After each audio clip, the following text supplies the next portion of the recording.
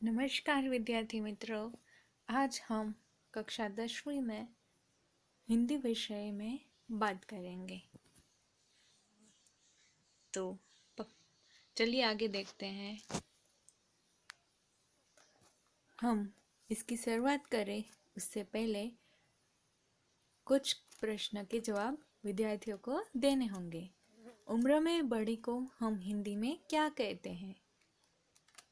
और दूसरा प्रश्न है, चाचा की पत्नी को हम क्या कहते हैं? तथा तीसरा प्रश्न है, यह चित्र किसका है? तो आगे देखते हैं। चलिए।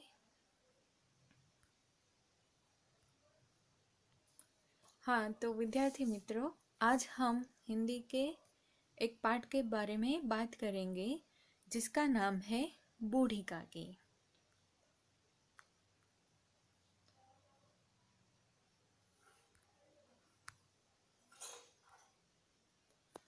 जिसके लेखक हैं मुंशी प्रेमचंद। उनका जन्म सन 1880 को हुआ था और निधन हुआ था 1936। उनके बारे में चलिए आगे देखते हैं। तो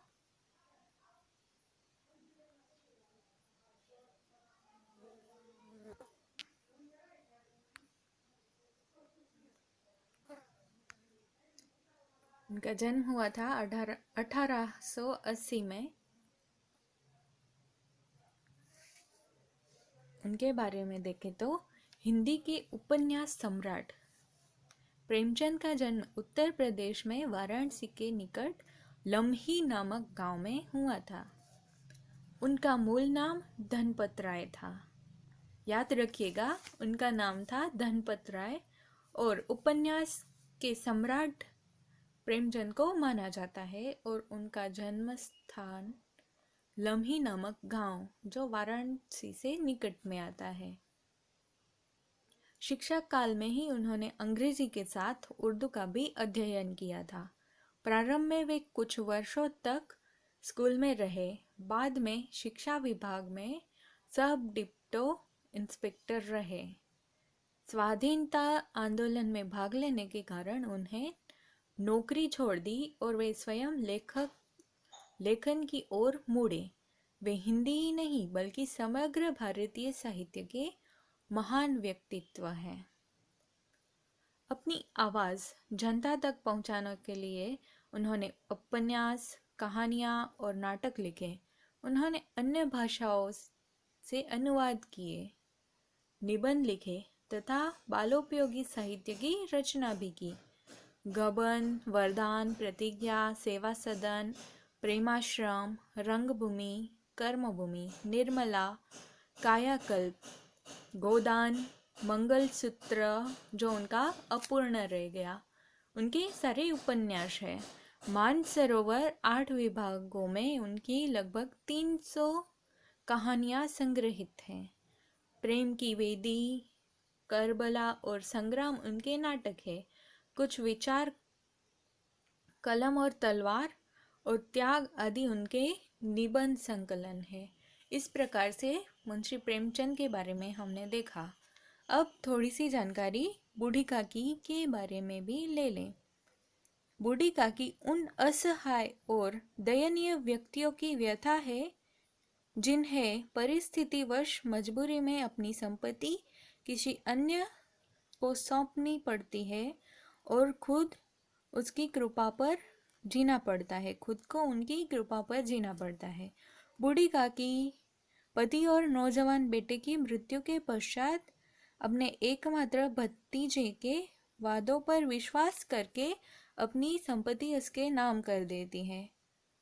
पर थोड़े दिनों के बाद ही वह स्थिति हो जाती है कि उन्हें पेट भर भोजन मिलना भी मुश्किल हो जाता है। तो इस इंटरेस्टिंग कहानी को देखते हैं हम।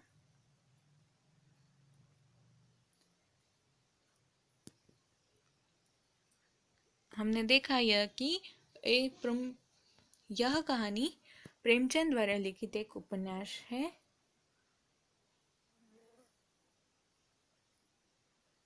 जिनमें बूढ़ी काकी के पति की मृत्यु हो गई और उनके बच्चे की भी मृत्यु हो गई। इस वजह से अपने एकमात्र भतीजे बुद्धिराम के साथ रह रही थी और संपत्ति बुद्धिराम के नाम लिख दी थी। वह उनके साथ तब से रहने लगे थे। अब देखते हैं तो यह उनके भतीजे बुद्धिराम का परिवार है। उनके 2 बेटे और बुद्धिराम की बेटी है।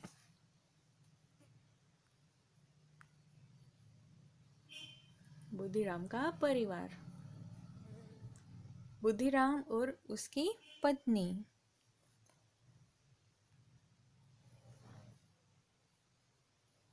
बूढ़ी काकी को पेट भर भोजन न मिलने पर दुख होता था कि बुद्धिराम और उसकी पत्नी रूपा उनको अलग कमरे में रखते थे। खाना कम होता है या खाने के समय पर न मिलता तो वह दुखी होकर रोती थी, या बाजार से आई नई वस्तु ना मिलने पर वह दुखी होती थी। बुद्धिराम की बेटी लाडली उनका बहुत अच्छे से ख्याल रखती थी। यह लाडली की चित्र है।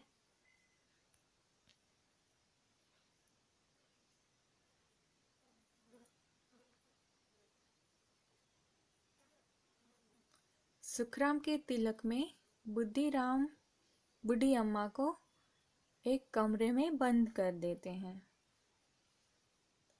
यहाँ तिलक की तैयारियां देखने को मिलती हैं।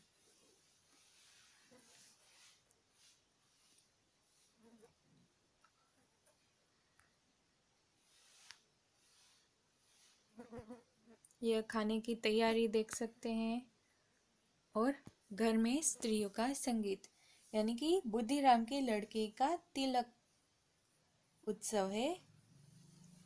इस अवसर पर पूड़ियाँ कचौरियाँ तली जा रही थी और मसालेदार सब्जी बन रही थी। इन सब की सुगंध बूढ़ी काकी को अपनी कोठरी में बेचैन कर रही थी और बुद्धिराम की पत्नी सारी देखभाल में व्यस्त पड़ी थी। यह चित्र देख सकते हैं कि बूढ़ी काकी अपनी कोठरी में स्वादिष्ट वानगियों के बारे में सोच रही है।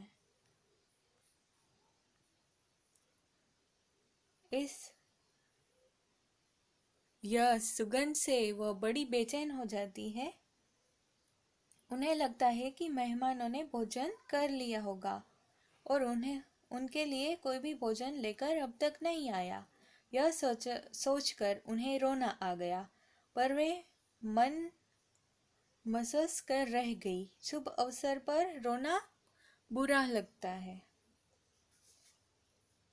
बूढ़ी काकी कल्पना में लाल लाल फूली हुई पूड़ियाँ नाचने लगती है। यह यहाँ पर देखा कि इनके दिमाग में पूड़ियाँ नाचने लगती है। वे धीरे धीरे रेंगते हुए उस कहाड़ के पास पहुंच जाती है जिसमें पूड़ियाँ निकाली जा रही थी। यहाँ चित्र में आप देख सकते हैं। मगर तभी रूपा की नज़र उन पर पड़ती है और वह जल भून उठती है, यानी कि क्रोधित हो जाती है। वह तुरंत काकी पर झपट पड़ती है और उन्हें बुरी तरह फटकारती है, यानी कि बहुत कुछ बुरा भला सुना देती हैं। परंतु बूढ़ी काकी को अभी भी भोजन के बारे में मन में ख्याल चलते हैं। वह सोच रहे थे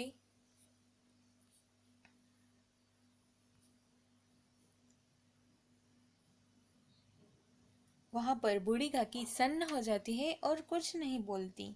वे रेंगती रेंगती अपनी कोठरी में वापस जाती है।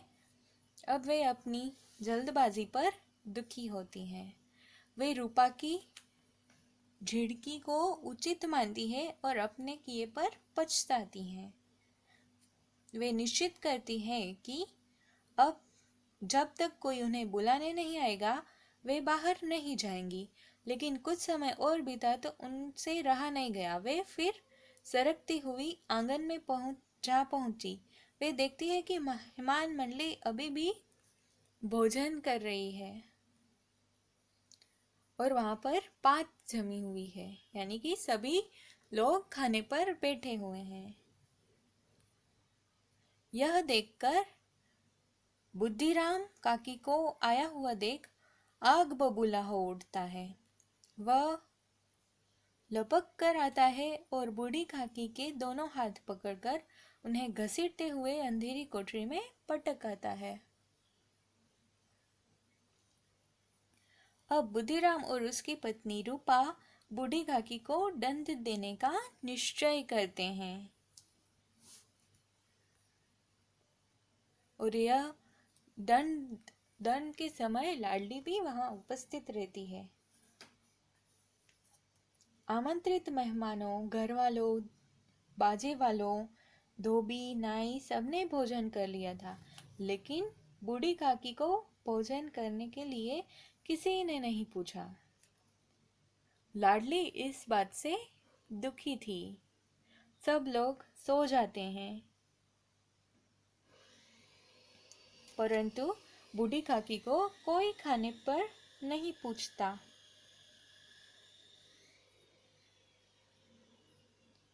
दूसरी ओर बूढ़ी काकी इंतजार करते करते निराश हो गई थी। ग्लानि से उनका गला भर आया था, पर डर के मारे वे रो भी नहीं पा रही थी।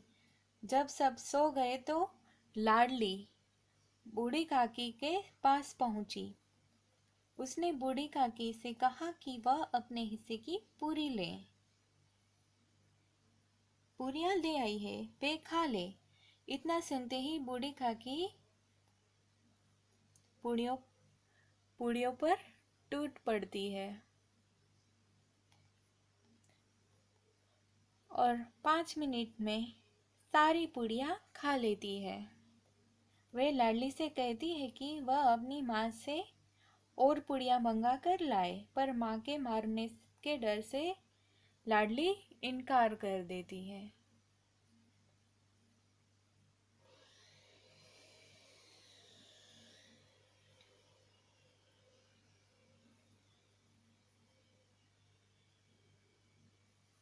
ज्यादा भूख के कारण बूढ़ी काकी से रहा नहीं जाता। वे लाडली का हाथ पकड़कर वहां पहुंचती है जहां जूठे पत्थर पड़े थे। वे और दूसरी तरफ लाडली की माँ की आंख खुल जाती है और वह देखती है कि लाडली वहां पर सोई नहीं है, तो वह बाहर देखने जाती है।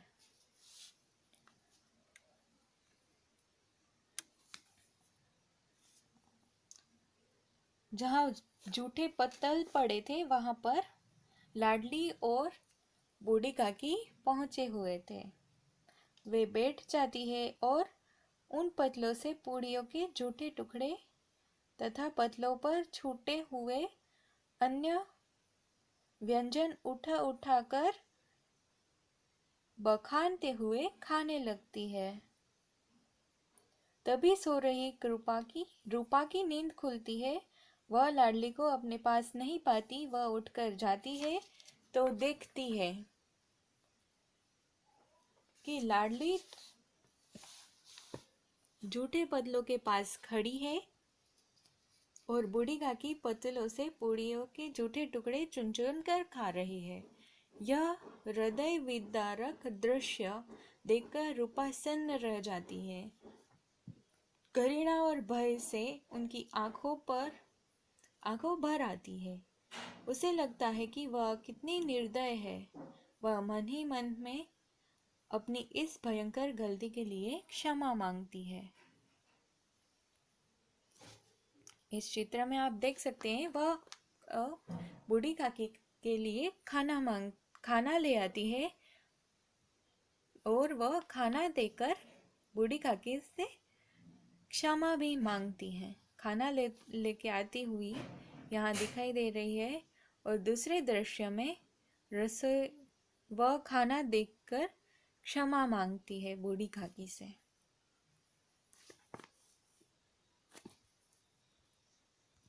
रूपा दिया जलाती है, भंडार का दरवाजा खोलती है, एक थाली में सभी प्रकार के व्यंजन सजाती है।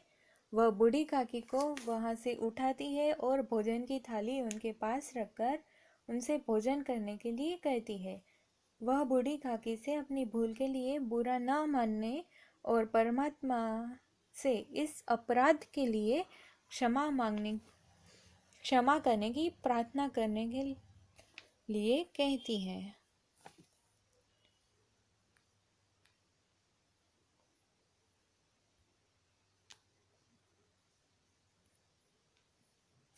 उसके बाद बूढ़ी काकी भोले बच्चों की तरह सारा तिरस्कार भूलकर भोजन करने लगती है।